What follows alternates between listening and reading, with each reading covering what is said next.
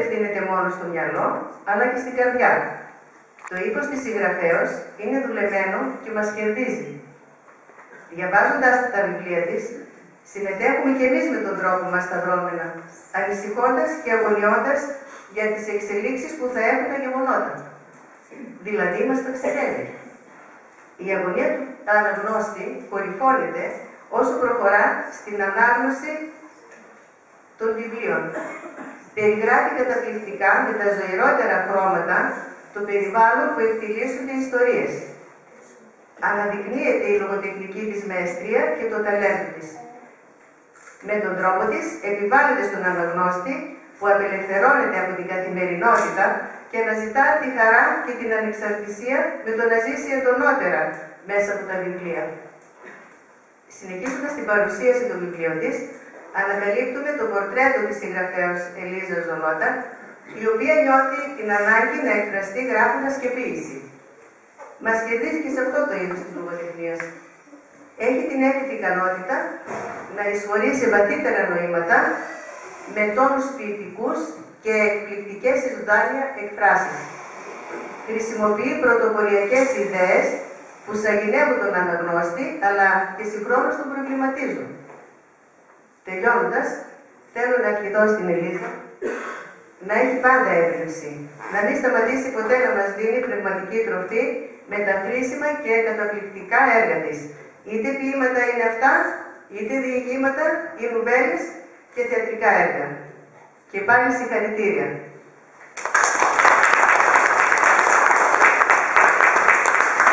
Ακολουθεί η παρουσίαση του βιβλίου από τον κύριο Γιώργο Κερνενόπουλο, καθηγητή φιλόλογο. Αγαπητοί φίλοι, φοβάμαι πως στην παρουσίαση κριτική του βιβλίου τελευταίο κεφάλαιο της αγαπητής Ελίζας δεν θα καταφέρω να είμαι τόσο αντικειμενικός όσο θα ήθελα. Όχι βέβαια εξαιτίας της γνωριμίας με τη συγγραφέα του. Αυτή άλλωστε έγινε προ λίγου καιρού για τις ανάγκες του θεατρικού. Αλλά επειδή τα μυθιστορήματα αυτού του είδους, δηλαδή με φόνους, μυστήριο και αγωνία γενικότερα, μου ήταν σχεδόν άγνωστα ως τώρα. Ως φιλόλογοι έχουμε την ιδιορυθμία να επικεντρώνουμε την προσοχή μας σε μυθιστορήματα και πεζογραφήματα, τα οποία έχουν άμεση ή έμεση σχέση με ό,τι πρόκειται να διδάξουμε στους μαθητές μας, με ό,τι αυτό θετικό ή αρνητικό συνεπάγεται. Έχουν περάσει αρκετά χρόνια, έφηβος ακόμη, είχα διαβάσει τις περιπέτειες του Ηρακλή Πουαρό και η οξυδέρκεια της πένας της Αγκάθα Κρίστη με είχε οδηγήσει σε απίστευτα ταξίδια. Όχι ότι σε αυτά τα χρόνια η ελληνική φαντασία θέλει και βοήθεια για να ταξιδέψει. Έκτοτε η επαφή μου με το αστυνομικό μυθιστόρημα χάθηκε. Και εντελώς τυχαία, γνωρίζοντας την Ελίζα και διαβάζοντας το τελευταίο κεφάλαιο, οι μνήμες επέστρεψαν. Η φαντασία περιπλανήθηκε και πάλι σε εκείνα τα ονειρικά μονοπάτια του μυστηρίου και της αγωνίας. Σας είπα ότι δεν θα είμαι και τόσο αντικειμενικός. Ίσως ένας λάτρης του είδους θα ήταν καλύτερος κριτικός. Θα επεσήμανε πιο εύστοχα τα πλεονεκτήματα και τα μειονεκτήματα αυτής της προσπάθειας. Εμένα το τελευταίο κεφάλαιο με συνεπήρε. Από την αρχή ως το τέλος. Η αγωνία παρέμεινε στο κατακόρυφο για να μάθω τον δράστη. Τους φυσικούς και ηθικούς αυτολογούς της δολοφονίας. Ποιας δολοφονίας? Μα γίνεται αστυνομικό μυθιστόρημα μόνο με ζωντανούς. Ο Κώστας Ελευθεριάδης είναι ένας συγγραφέας, ο οποίος ερευνά τις συνθήκες του ατυχήματος του Πάνου Αλεξίου. Εδώ πολλοί έξυπνοι συγγραφέας μας κάνει μια αντιστροφή του ονόματος με το επίθετο του Αλέξανδρου Παναγούλη. Αλέξανδρος Παναγούλης, Πάνος Αλεξίου. Μια ιστορία λοιπόν λίγο πολύ γνωστή σε όλους μας για τον τρόπο θανάτου ή καλύτερα δολοφονίας αυτού του αγωνιστή της Δημοκρατίας. Έχει συγγράψει λοιπόν ο συγγραφέας όλα τα κεφάλαια του βιβλίου του και εκκρεμεί το τελευταίο, στο οποίο υπάρχει και η απάντηση όσον αφορά τους αυτολογούς της δολοφονίας. Την παραμονή των γενεθλίων του, αλλά και της επετείου της δολοφονίας του Πάνου Αλεξίου, αυτά τα δύο συμπίπτουν, και αφού έχει προηγηθεί ένα πάρτι στο οποίο έχουν έρθει καλεσμένοι οι πιο στενοί φίλοι, και αφού τους έχει εκμυστηρευτεί την ολοκλήρωση της έρευνάς του και της συγγραφής του τελευταίου κεφαλαίου, ο συγγραφέας δολοφονείται. Έτσι ξεκινάει ένας αγώνας μυστηρίου, αγωνίας και ερευνών από τον detective φίλο του, αλλά και από τον ανακριτή, που έχει αναλάβει την υπόθεση της δολοφονίας του συγγραφέα, που θα κορυφωθεί στο τελευταίο κεφάλαιο του βιβλίου, εξού και ο τίτλος, με την αποκάλυψη των δραστών και των δύο δολοφονιών. Και του Πάνου Αλεξίου και του συγγραφέα Κώστα Ελευθεριάδη. Πολύ έξυπνα λοιπόν έχουμε την ταύτιση της συγγραφέας του μυθιστορήματος με τον ήρωά της, συγγραφέα και ερευνητή.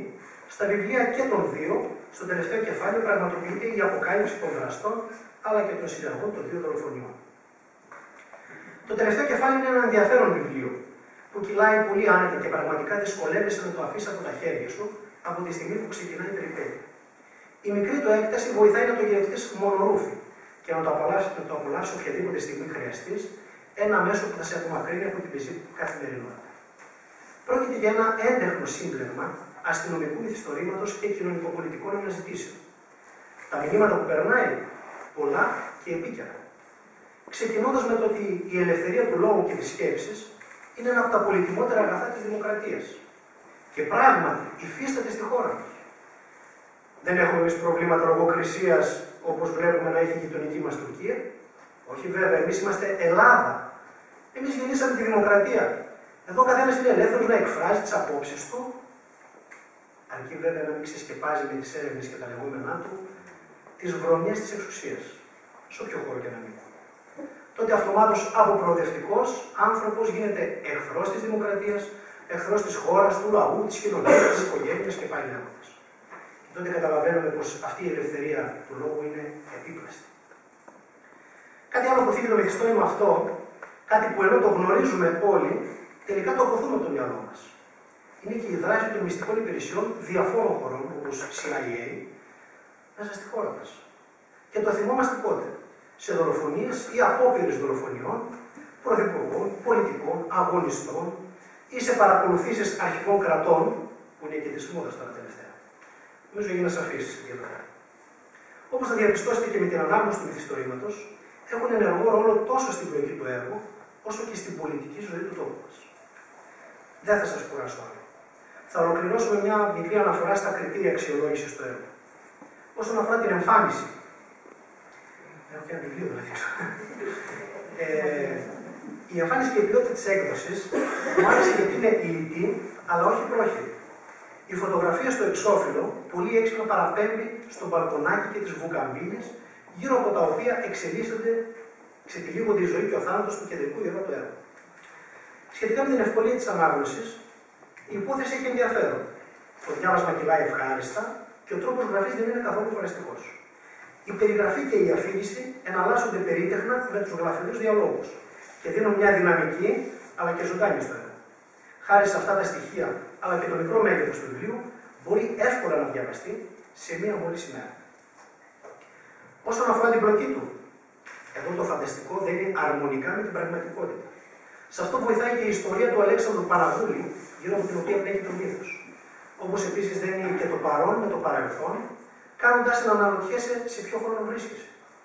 Οι βουκαμβίλες και το ήσυχο μπαλκονάκι σε ταξιδεύουν σε άλλες εποχές, αλλά τα USB stick και η οικονομική κρίση σε επαναφέρουν όχι και τόσο ευχάριστα μερικές φορές στη σύγχρονη πραγματικότητα. Τελευταία, αφήνουμε τη διαχρονικότητα. Αν και σε τέτοια είδους βιβλία μυστηρίου, στο τέλος τα πάντα είναι γνωστά, έχω την εντύπωση πως δεν είναι η περιέργεια, ούτε η αγωνία αυτό που θα σε οθήσει να το ξαναδιαβάσεις. Είναι οι λεπτομέρειες που προσπέρασες και τις ρούφηξες γρήγορα για να φτάσεις όσο πιο γρήγορα μπορούσες στο τέλος και να λύσεις το μυστήριο. Είναι αυτό το ταξίδεμα που προσφέρει αυτό το βιβλίο σε έναν κόσμο δίπλα μας, αλλά και τόσο μακριά μας. Θα κλείσω με κάτι που δεν μου άρεσε. Ή μάλλον με απογοήτευσε. Χωρίς να πρόκειται για κάτι τρομερό. Ποιο είναι αυτό? Μα το γεγονός, Ελίζα, ότι ολοκλήρωσες το μυθιστόρημά σου. Έγραψες το τελευταίο κεφάλαιο. Το έχεις εκδώσει. Το παρουσιάζουμε και δεν έχεις δολοφονηθεί ακόμα.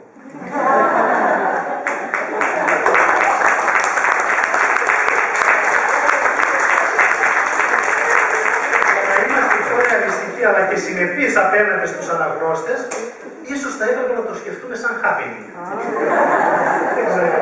Ευχαριστώ.